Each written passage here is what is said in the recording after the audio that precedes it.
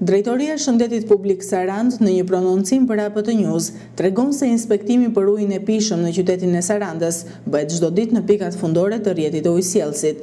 Sipas analizave të bëra, del se uji i Sarandës është i pishëm, pasi analizat fiziko-kimike tregojnë përmbajtje të lejueshme. Jorgo Mërtiri, shefi i higjienës pranë Drejtorisë së Shëndetit Publik Sarand, sqaron se uji i pishëm në Sarandë është brenda standardeve të lejuara, pasi bëhet klorinimi i vazhdueshëm i tij. Uji i pishëm është një nga problemet themelore që Drejtoria e Shëndetit Publik i ka qëndruar tërkohën mbi kokë problemit dhe mund të themi me kënaqësi që Saranda përdor ujë higienikisht të pastër. Ne kemi dhënë disa intervista për problemin e ujit. Ne i bëjmë një monitorim të përditshëm. Analizojmë ujin e Sarandës 2 herë në ditë, në orët e mëngjesit dhe në orët e drekës, dhe uji është i pastër, i mirë dhe i lejueshëm për të konsumuar nga qytetarët. Ne kontrollet i bëjmë në pikat fundore të ujësjellësit, atje ku merr qytetari. Ka klorin e nevojshëm që duhet të ketë, ka përmbajtjet e nevojshme që duhet të jenë nga analizat fiziko-kimike dhe del gjithmonë i pastër me analizat bakteriologjike. Kështu që unë nuk kam bërë disa herë thirrje qytetarëve, përdorni ujë rrjeti të Sarandës, sepse është ujë higienikisht i pastër dhe i mirë për të përdorur nga qytetarët. I pyetur për situatën në komunat e rrethit të Sarandës, shefi i higjienës pranë DSHP Sarand thekson se komunat e Sarandës janë shumë problematike, pasi nuk e klorinojnë ujin brenda standardeve të duhura. Sipas Mërtirit, komunat më problematike janë ajo e Lukovës dhe ajo e Xarës. Për sa i takon problemit të ujit të pishëm në komuna, nuk kemi rrit akoma ta vëmë në kontrollin e duhur. Jo gjithmonë krijet klorinimi i ujit, i cili është shumë i domosdoshëm. Bile unë nuk di akoma nëse e kuptojnë që është domosdoshmëri klorinimi i ujit, pse duke hedhë klor në ujë dhe në qoftë se ka pak bakterie, klori i zhduk. Ato kështu që qytetari merr ujë higienikisht të pastër. Mirë po, nuk e bëjën rregullisht komuna, e bëjën me hope këtë punë, ose bëjnë hedhër një herë në javë klor në ujë dhe quajnë se është i klorinuar. Klorinimi i ujit bëhet gjatë gjithë 24 orësh. Me rrjedhje të vazhdueshme të pikoj klor 24 orë në 24 orë. Dhe atëherë kemi quajtur ujin të klorinuar që i shkon qytetarit i pastër. Në të kundërt, ky ujë nuk është higienikisht i pastër, nëse nuk është. Mirë po komunat akoma nuk kanë, pothuajse të gjitha komunat nuk e bëjnë të rregullt siç kërkon higjiena e ujit, po e bëjnë kështu me hope. Në analizën e fundit që i bëm ujit para 4-5 ditëve që mora kampion e ujit në gjithë rrethin, del që komunat ujin e kanë të paklorinuar që të gjithë.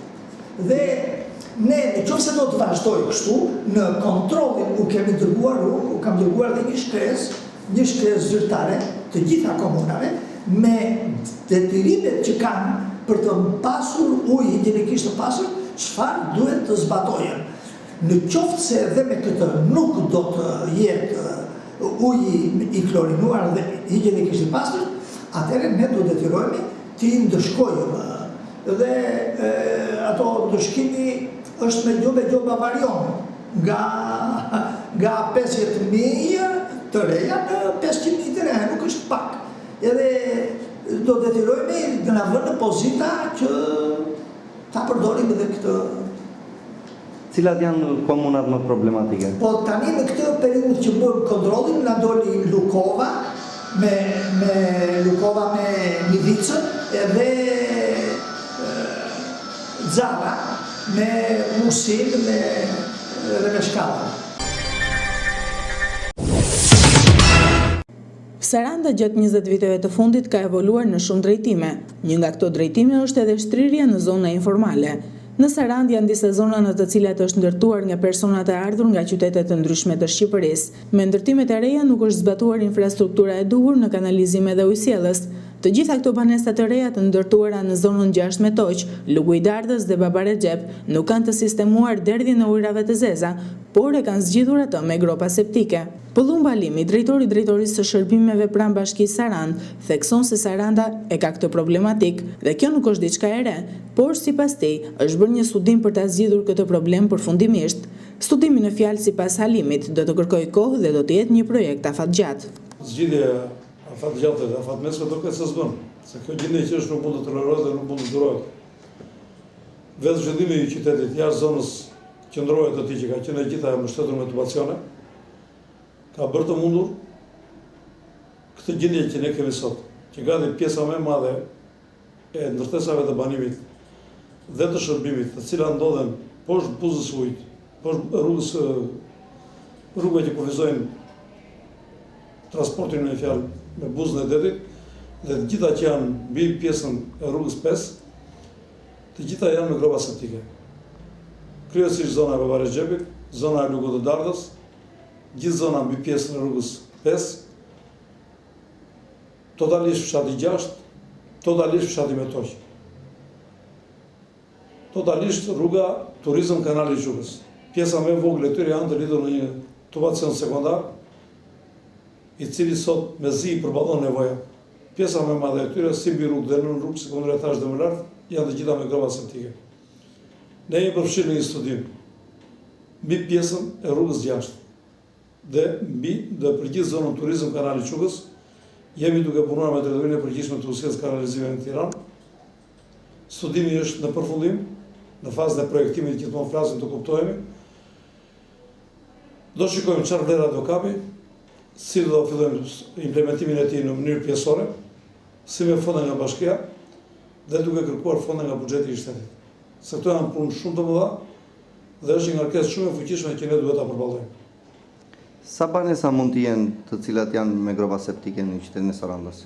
Ju thash, gjithë zona mbi rrugën 5, totalisht fshati lagja e Babare Xhepit, totalisht Lugu i Dardhës, totalisht fshati 6 dhe totalisht fshati me Toq. Bashkia ka bërë një studim lidhur me këtë? Po detyrimisht, ai studimi që ju fola pak më lart, është dhe me kontributin e bashkisë, ne po japim gjitha të dhënat, po japim gjithë shtrirjen, domethënë parselizimin e këtyre problemeve, sikundër janë, dhe në bashkëpunim me këta që janë organe specializuar, jemi duke përfunduar këtë studim. Cili është rreziku i gropave septike? Rreziku i gropave septike është shumë i qartë dhe shumë i thjeshtë.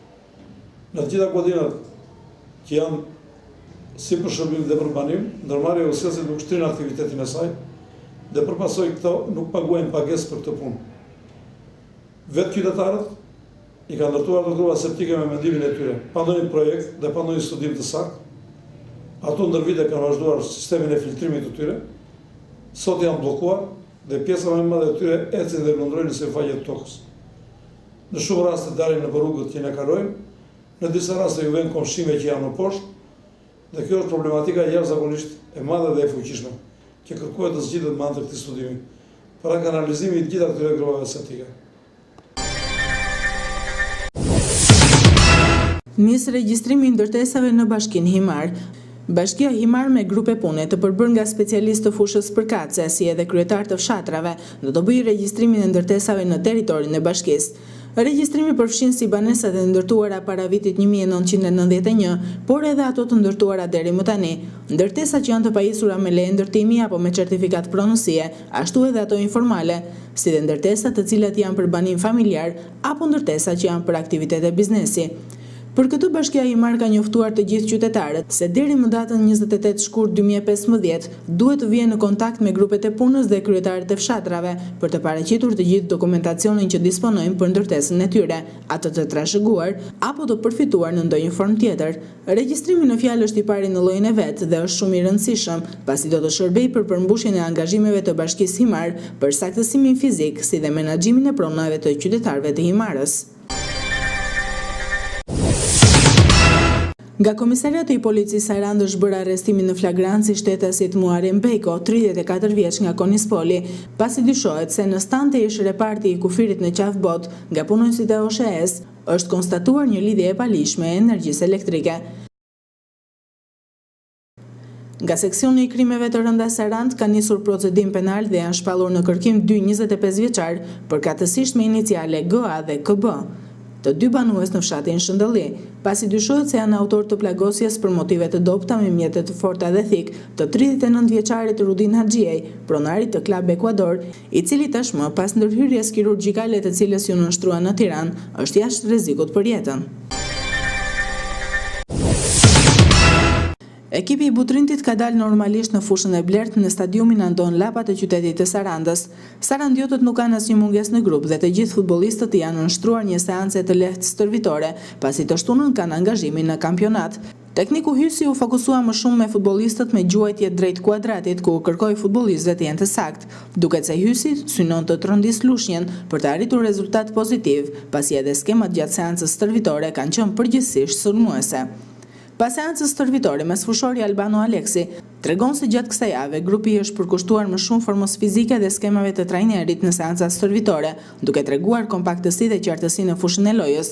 Prandaj, shpjegon Aleksi, unë besoj tek triumfi në lushnjë.